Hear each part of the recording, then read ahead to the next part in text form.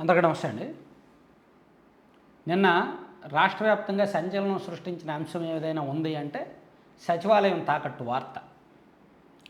నిన్న మార్నింగ్ నుంచి కూడా అదే సెన్సేషన్. యాక్చువల్లీ ఈరోజు సాక్షిలో ఏమైనా ఫ్యాక్ట్ చెక్ ఆ వార్త కౌంటర్ వస్తుందేమోనని చూసా, కానీ రాలా. ఫస్ట్ 3 పేజీల్లో రాలా. పోనీ ప్రభుత్వ పరంగా ఏమైనా నోట్ వస్తుందేమోనని చూసా. ఒక నోట్ వచ్చింది, కానీ దాని మీద కింద ఎవరి సంతకాలు అయితే లేవు. మరి అధికారికంగా ఎవరైనా ప్రెస్ నోట్ రిలీజ్ చేసి కౌంటర్లు ఇస్తే దాని కింద సంతకాలు, డిజిగ్నేషన్స్, స్టాంపులు ఉంటాయి ఆ డిపార్ట్మెంట్ వాళ్ళు, కానీ అవి కూడా లేవు. సరే, ఎనీవే అది వాస్తవమా కాదా, కౌంటర్ ఇచ్చారా లేదా అనే సంగతి తర్వాత. కానీ సో 370 కోట్లు అయితే తీసుకున్నారు, సచివాలయాన్ని తాకట్టు పెట్టి అని ఆంధ్రజ్యోతిలో రాశారు. అది రాష్ట్ర వ్యాప్తంగా సంచలనం సృష్టించింది. అదిలా ఉండగా ఇప్పుడు మరో తాకట్టుకి రెడీ అవుతుంది ప్రభుత్వం. అదేంటంటే కాకినాడలో పోర్టు భూములు ఉన్నాయి. కాకినాడలో పోర్టు భూములు 2022లో ఆల్రెడీ తాకట్టు పెట్టారు. మొత్తం ఆ పోర్టు కింద దాదాపుగా 1900 ఎకరాల ల్యాండ్ ఉందంట. అందులో 2022లో దాదాపుగా 348 ఎకరాలు తాకట్టు పెట్టి ఆల్రెడీ 1500 కోట్లు అప్పు తెచ్చుకున్నారు, లోన్ తెచ్చుకున్నారు ఆ పోర్ట్ ల్యాండ్స్. ఇప్పుడు మరో 500 ఎకరాలు తాకట్టు పెట్టాలి అనేది ప్రపోజల్. సో దీన్ని తాకట్టు పెట్టడం ద్వారా మరో 1500 కోట్లు 2000 కోట్లు తీసుకురావాలి అనేది ప్రపోజల్ ప్రస్తుతానికి ప్రతిపాదన దశలో ఉంది. సో దీన్ని ఖచ్చితంగా తాకట్టు పెట్టే హక్కు భూములను తాకట్టు పెట్టే హక్కు ప్రభుత్వాలకు ఉంటుంది. కానీ ఇక్కడ మనం ప్రశ్నించాల్సింది ఏంటంటే, వాళ్ళు తాకట్టు పెట్టి తీసుకొస్తున్న డబ్బులు దేనికి వినియోగిస్తున్నారు, చేస్తున్న అప్పులు దేనికి వాడుతున్నారు అనేదే మనం ఆలోచించాలి. అప్పుల గురించి మనం ఆలోచించొద్దు.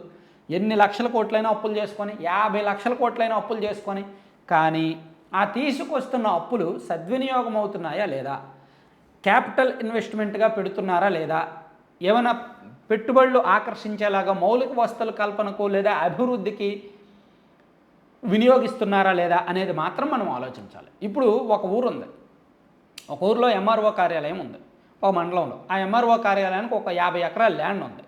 ఆ 50 ఎకరాల ల్యాండ్ని తాకట్టు పెట్టి ఆ ప్రాంతాన్ని డెవలప్ చేయడానికి వాడచ్చు. లేదు, ఒక స్కూల్ పేరు మీద ఒక 10 ఎకరాల ల్యాండ్ ఉంది ఒక స్కూల్కి. ఆ 10 ఎకరాల ల్యాండ్ని తాకట్టు పెట్టి ఆ స్కూల్ డెవలప్మెంట్కి వాడచ్చు, నో ప్రాబ్లం.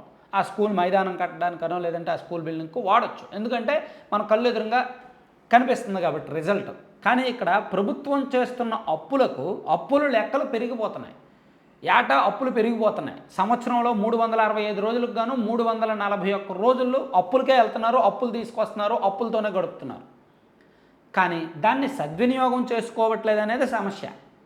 ఈ ప్రభుత్వం వచ్చిన తర్వాత చేసిన అప్పులకు ఇప్పటికీ కూడా జవాబుదారీ అకౌంటబిలిటీ లేదు. ఏమనంటే 4.5 లక్షల కోట్ల సంక్షేమ పథకాలు అన్నారు. అప్పులేమో 10 లక్షల కోట్లకు పైగా ఉన్నాయి. సంక్షేమ పథకాల విలువ 4.5 లక్షల కోట్లే ఉంది.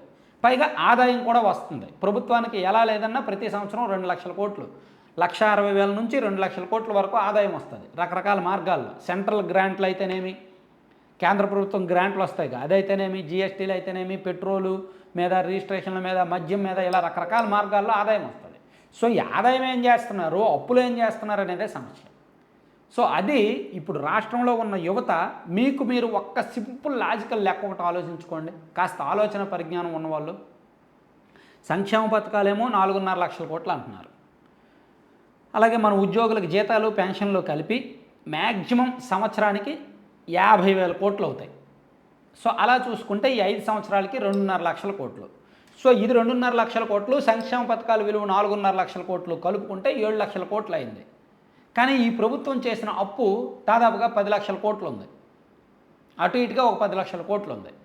ప్లస్ ఈ ప్రభుత్వానికి రకరకాల మార్గాల్లో వచ్చిన ఆదాయం, ఈ 5 ఏళ్లలో వచ్చిన ఆదాయం సెంట్రల్ గ్రాంట్లో కలుపుకొని మినిమం తక్కువలో తక్కువ 8 లక్షల కోట్లు ఉంది. సో ఇది మొత్తం 18 లక్షల కోట్లు కనిపిస్తుంది. వీళ్ళు ఖర్చు పెట్టిందేమో ఇంతే కనిపిస్తుంది. పోనీ డెవలప్మెంట్ కోసం, ఏదో ప్రాజెక్టుల కోసమో డెవలప్మెంట్ కోసమో ఒక 2 లక్షల కోట్లు ఖర్చు పెట్టారు అనుకుందాం. కానీ మిగిలిన ఏమైపోయింది? దాదాపుగా 5 నుంచి 7 లక్షల కోట్ల లెక్కలు తెలియట్లా, మిస్యూజ్ అవుతున్నాయి. అదే ఇక్కడ సమస్య. మన రాష్ట్రానికి పట్టిన దరిద్రం అదే, దౌర్భాగ్యం అదే. అకౌంటబిలిటీ ఉండట్లా. Thank you.